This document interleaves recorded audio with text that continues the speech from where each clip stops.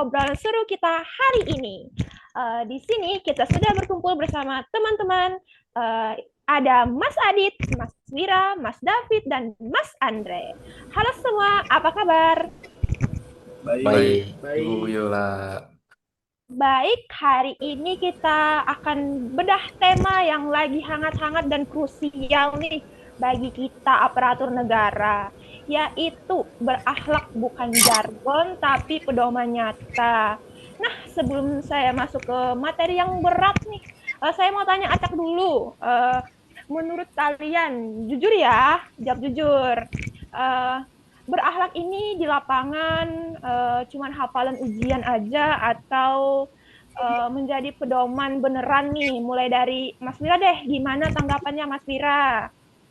Waduh, langsung ditembak ya gitu ya Bu Yola ya.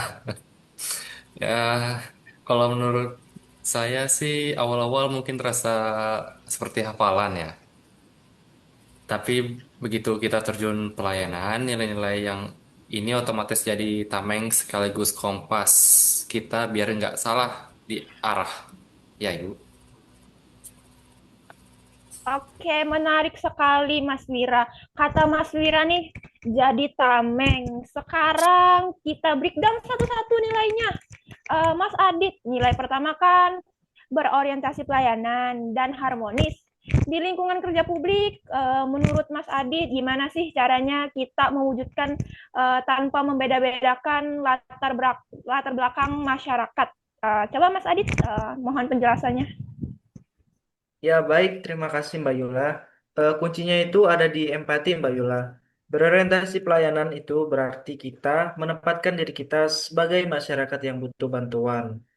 Ditambah nilai harmonis, kita harus ciptakan suasana lingkungan yang sejuk. Di tempat pelayanan, entah itu pemohon paspor umum, pelayan kunjungan warga binaan, lansia, atau penyandang disabilitas, semua haknya sama. Senyum, sapa, salam itu dasar, tapi solusi cepat adalah bukti pelayanan yang nyata. Oke, setuju banget nih sama Mas Adit. Jadi pelayanan prima tanpa sekat diskriminasi ya. Nah, kalau kita bicara pelayanan publik, pasti nggak jauh-jauh nih dari yang namanya godaan. Ini relate banget sama nilai akuntabel dan loyal. Baik, saya ke Mas David. Bagaimana pandangan Mas David soal menjaga integritas di tengah godaan kerja nih? Gimana Mas David? Baik Mbak Yula, ini tantangan terbesar kita sebagai ASN.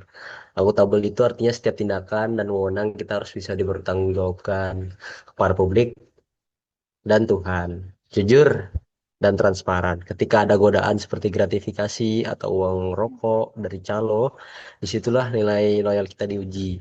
Loyal bukan cuma patuh pada pimpinan, tapi loyal pada sumpah jabatan, institusi, dan nama baik bangsa. Kita harus berani bilang tidak. Oke, baik, mantap sekali penjelasan dari Mas David. Integritas harga mati ya teman-teman. Nah, sekarang kita geser ke perkembangan zaman nih. Pelayanan zaman sekarang kan serba digital.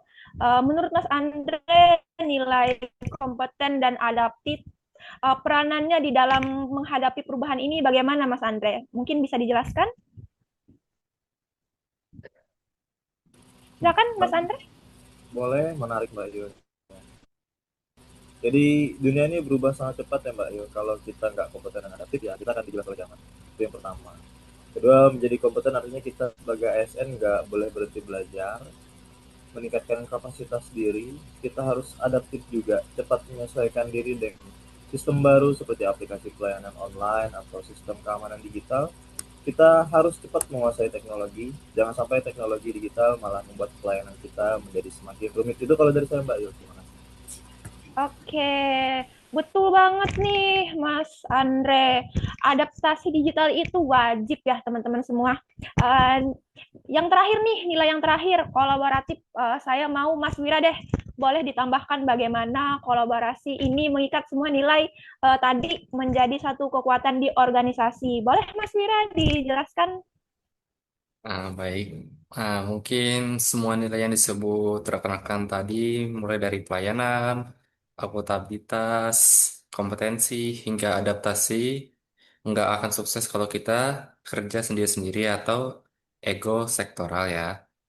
Nilai kolaboratif mengajarkan kita itu untuk bersinergi, kolaborasi, baik kolaborasi internal antara seksi kerja maupun kolaborasi eksternal dengan instansi lain. Dengan kolaborasi, masalah yang berat bisa diselesaikan dengan hasil yang lebih jauh lebih optimal. Mungkin begitu, Ibu Yula. Oke, baik. Terima kasih kepada Mas Wira sudah dijelaskan. Luar biasa sekali perbincangan kita hari ini. Dari obrolan kita bersama Mas Wira, Mas Adit, Mas David, dan Mas Andre, kita bisa tarik kesimpulan penting nih. Berakhlak itu adalah satu kesatuan utuh menjadi ASN yang berintegritas berarti menghidupkan kembali nilai-nilai ini di setiap langkah kita sehari-hari. Baiklah, sebelum kita tutup, yuk kita suarakan jargon kita bersama-sama. ASN berakhlak, Bangga bangga melayani Melayani bangsa. bangsa. Baik, sampai jumpa di episode selanjutnya di podcast ASN Talk. Sampai jumpa.